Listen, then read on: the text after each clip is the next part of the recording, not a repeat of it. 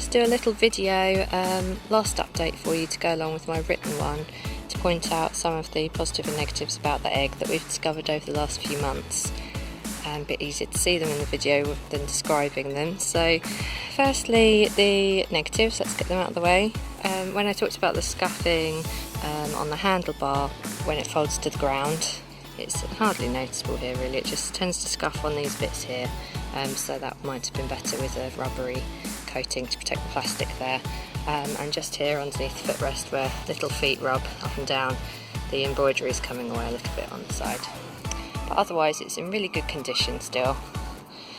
I think you can see that it looks pretty much the same as when I first got it. The chassis is held up well, it's not sort of scratched or marked too much, and the fabrics still look great, no problems there.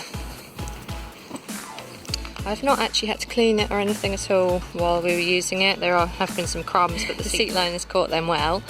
And overall it's just held up really nicely. The other negative points were this locking mechanism here.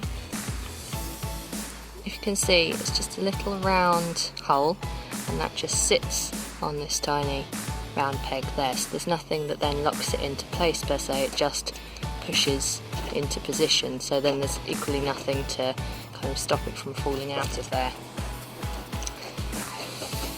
The good points about the egg were the level of adjustability with the handlebar and the recline on the back as well, just being so adjustable for baby, really nice.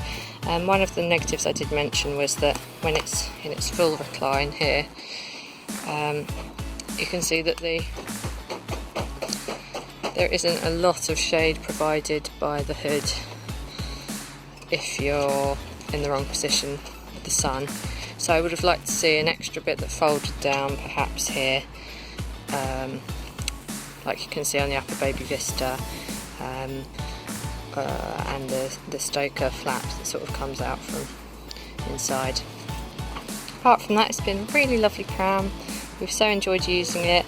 It's held up really well in lots of situations and lots of trips that we've taken it on. The only real problem, as I'd said before, is going over pebbles or really rough terrain, but you can tell from the wheels that it's not an all-terrain pushchair. So I hope you've enjoyed the review. Thanks for having me.